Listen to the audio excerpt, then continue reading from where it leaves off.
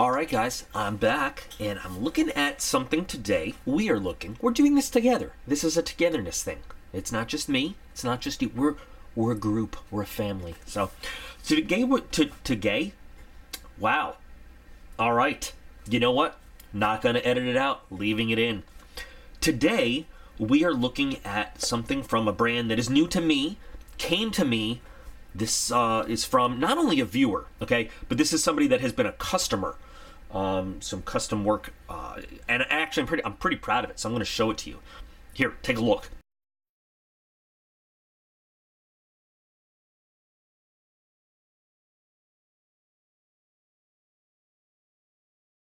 So that was a custom piece I made for Mr. Drew here. A few years ago, actually, for his son, based off of obviously a Reptilian, when they had first come out with the 20 CV. So that was a piece I made for him using some carbon fiber and some Kevlar Storm, and just a one of a kind custom piece for his son that I was thrilled to find out is basically his favorite, never goes anywhere without it. But anyway, that was the brag post part of this. But anyway, this is somebody who really just wanted my impressions and my thoughts on this particular piece by this brand, MKM. Now this is an Italian brand made in Italy. So see, we've got all of the look at all the Italianness on it. So this immediately, when I saw pictures, reminded me of Fox knives, also made in Italy, and there's the full name. So we're going to take a look at this. This is the Isonzo. It's, it is here. I think that this is actually, I won't tell you about the price right now, but it actually is a Vox design. And here's what we got inside the box. So they give you the little wrench to mess with it, which is nice. And we've got all this. Now, you can see here that this we've got this kind of, I'm guessing that this means that it's in the family with Fox knives, and Lion, Steel, and Mercury, and Viper, which would make sense, being, some good Italian brands there, and working with, one of Fox's favorite designers, too. So, there you go. Inside, interestingly enough, this is an FRN handle. So, fiberglass reinforced nylon, plastic. Very kind of lightweight, looking at it. It's N690 cobalt steel blade. There's people, I don't know. Recently, I've seen and Olight just put out a knife. No, I can't talk more about it yet. But with N690, and I don't know why people talk down about N690 so much. N690 is a great steel. It is not the highest end steel, but it's a really good steel as far as I'm concerned in terms of its properties to price ratio and its corrosion resistance and what you're getting for the money. It's a really good steel. I don't know why so many. Yes, it's not M390. But N690 is, for what you're getting, it's a really good steel. Anyway, so it is a small pocket piece, and this Drew, who asked me to take a look at this, he needs a small piece that is not readily apparent for what he is carrying it for, and so this kind of fits the bill. Now, it has one of these wire clips that we see very often on lightweight Spydercos. This one is a lot sturdier than the clip that we see, the wire clip on Spydercos. In fact, let me get one so we can compare it. Now, this is not a cheap Spyderco knife. This is the lightweight Manix with S110V. This has a price tag on it. You know what I mean? But this is heavy duty compared to the wire clip on the Spyderco, you know. So this one is not gonna bend, is not going anywhere. Reversible left or right, tip up. So I guess I like it a little bit more, but most importantly, deep carry. So for his purposes, of course, he does want it to be a little bit concealed, you know? And it works for that. Centering is dead perfect. I love the, and it's kind of like, take a look on that aluminum backspacer. It's almost like a bead blast flat ano finish, which I really am digging. It's ano, but it's like not shiny. It's just the finish on it's really nice. I really do like that. I'm not enjoying the plastic scales. I mean, honestly, I'm not. But they've got a nice texture on it, kind of like Kershaw does the K texture. Which gives it grip, but is also kind of the K for Kershaw. They've got this M texture thing going on, which does give you a little bit of a grippiness to it. But, it is what it is. Like the accent around the pivot that matches this big backspacer. By the way, huge area to put a lanyard on, but very nice jimping there too. That kind of grabs your hand. For my hands anyway, a little small. Can easily do the one hand opening, but it's not a flicky kind of thing. I don't know if it's made to be. It's on bearings though, so it's very smooth. Feel that? Very smooth. I asked if you felt that. I'm sorry, guys, but it is very smooth. But it doesn't have the leverage, in the side because of the size to do like a real flick open. But I guess, boy, this is just a video of me saying stupid stuff. Yeah, once you feel it out, like a lot of knives, once you get the feeling there in the hand positioning, I guess you can. Look at that. Now, in terms of blade shape, it is very much a Vox design. I mean, it is very, very family lines. And I have a couple Vox now. I took this out to compare it. This is by Fox Knives. And I had another one that we got, I believe, in Monthly Knife Club in the Onyx. That was a Vox design, but it was very orange. So, of course, that resides with Dave now. But, I mean, I just wanted to compare the family lines to it. And you can see, now this one is a bit bigger, a bit heavier. But just blade shape and design, very, very Vox. I mean, it says it all over the place. It is super lightweight, though. And for a small EDC blade, I can totally see how this would fit everything you need. You have two inset steel liners, one on each side. So they didn't skimp. There are a lot of companies that would just give you the inset steel on one side, because I mean, really theoretically, you could make this knife work with just one, but for the sake of stability, durability, and everything. Instead of just giving you a piece of plastic on that side, you've got inset steel there too. Now they're both skeletonized for lightning purposes, so that's cool. But I mean, the mechanics on it are great. You could fidget with this all day long if you wanted to, and no wear on your fingers, on your thumb. It has a very satisfying sound too, and that's important. Kind of wish that choil was a little bit bigger. Because my finger naturally, this feels a little odd to me, just this grip right here with my finger being that far down. My finger wants to rotate, it just wants to find its way forward a little bit, and it's a little bit of a hard edge right there.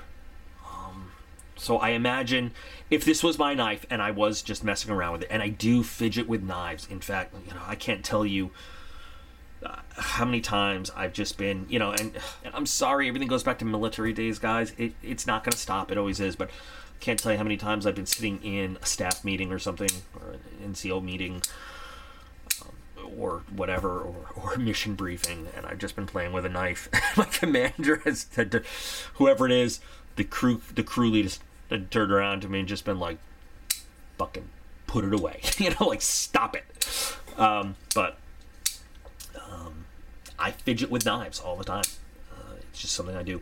And this is one that the fidget factor on this is high, because the mechanics on it are just so great.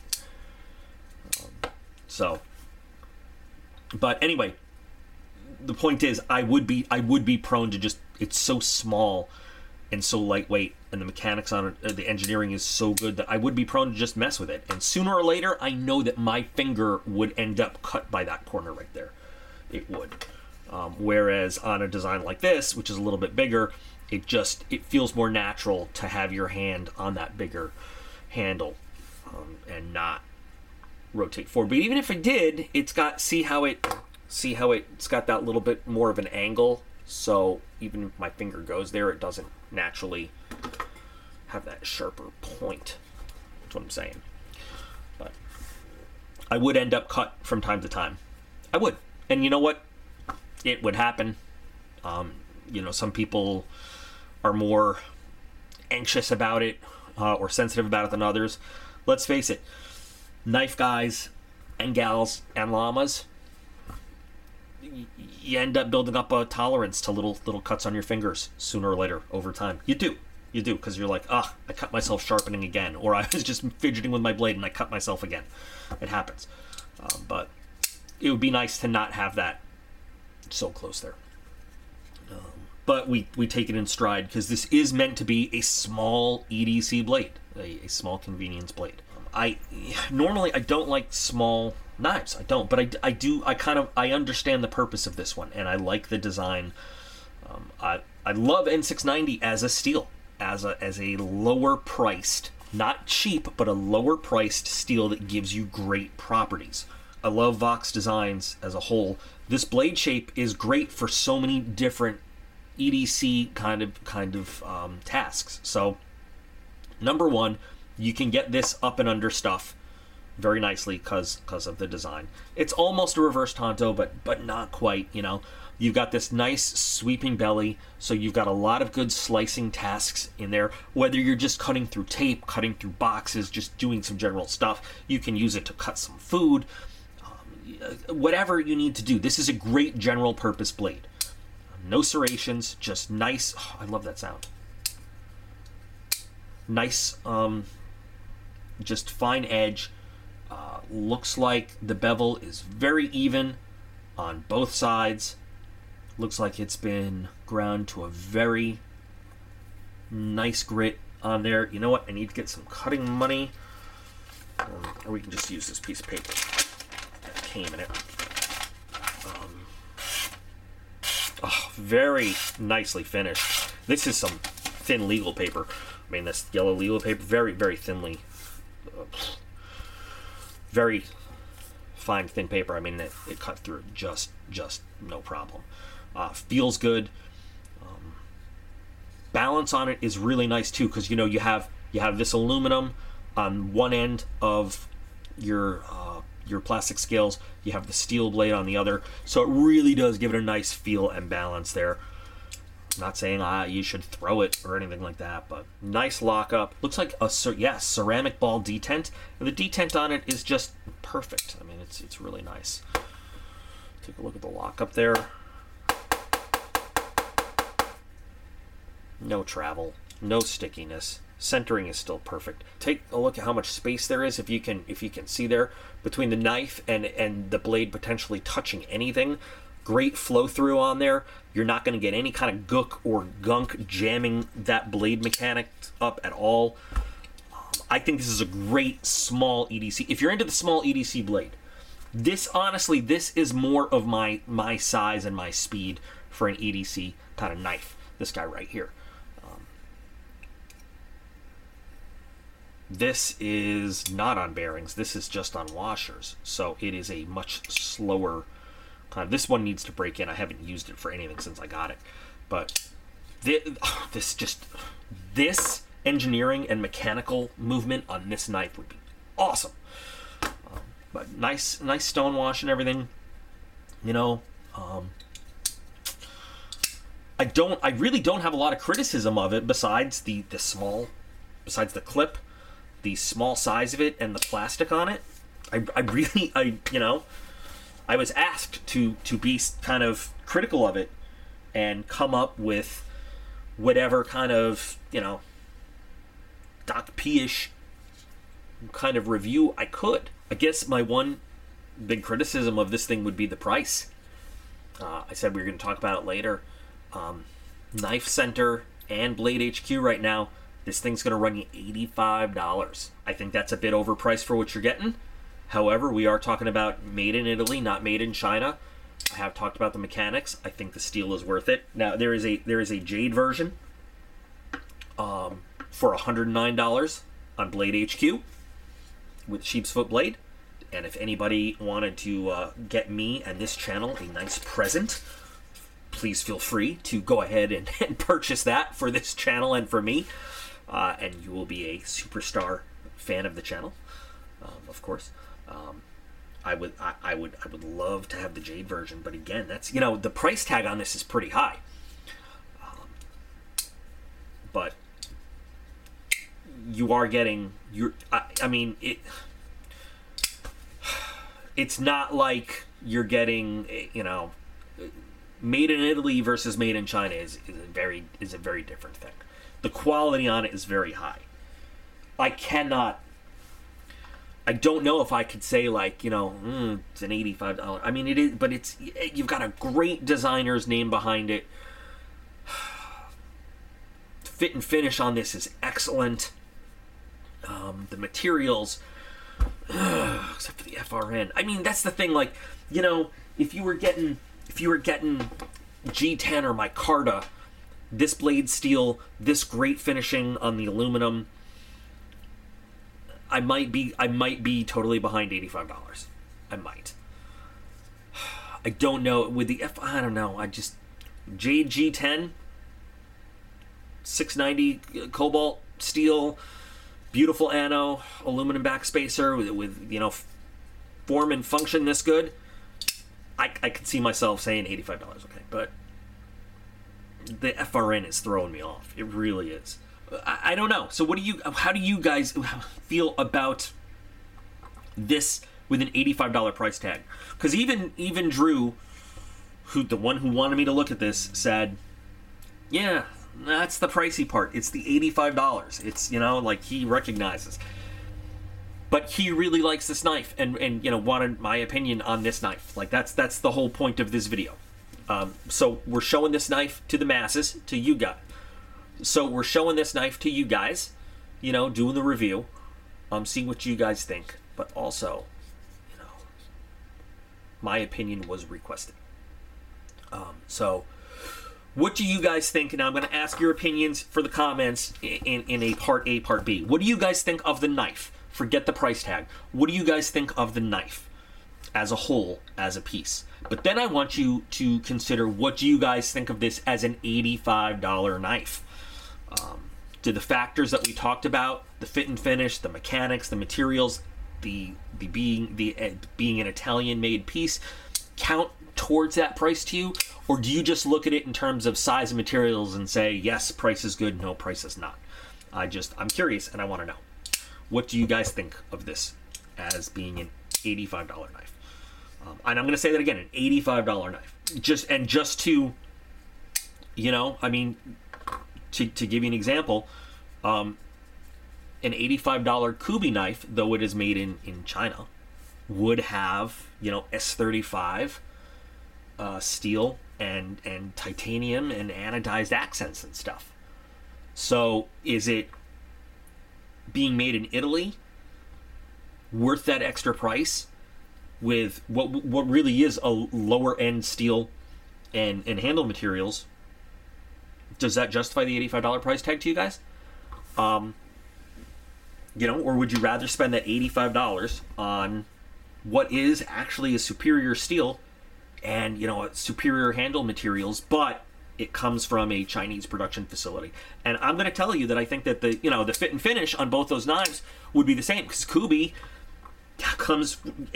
quality is great, and their steel production is great, and their fit and finish is great. And so, an S35 or an M390, or even an N690 blade, an N690 blade, because they do that, but like with full titanium frame lock, you know, with all anodized hardware and everything from them, you know, what would you rather have in your pocket, honestly? What would you rather spend the money on? That's an interesting kind of question. So I thank Drew for sending us down this path and asking us about the review and getting this knife in front of me for a video, and really putting some cool questions in front of us to think about for this video. So thanks, Drew. Cool subject matter. As always, I will do a big shout out to my Patreon members, because whether Patreon members are responsible for bringing us a video or not, they are responsible for keeping this channel going. So thank you. Shout out to my Patreon team. Always looking for new members to join that Patreon team and help us bring about new content for this channel. Hey, let's get a few more Patreon members, and maybe we'll get that $109 MKM JG10 knife, so we can all take a look at it and see it and everything. But thank you guys. You guys want to help support the channel and bring new stuff, but you don't want to make that monthly commitment to Patreon. There's always the Teespring store where you guys can pick up some merch type items, you know, with a one-time sort of thing, and help out. All that money goes straight to the channel.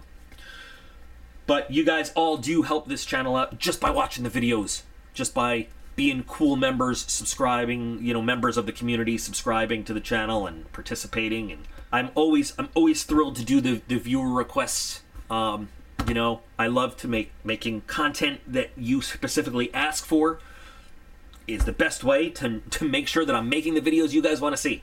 So I can't always if I could make every single video that you guys want to see all the time, I would, but I always do my best whenever there's an actual request. So always feel free to request something specific if you want to see it, and if it's within my power to make that video for you guys, of course I will, because you guys are all absolutely awesome.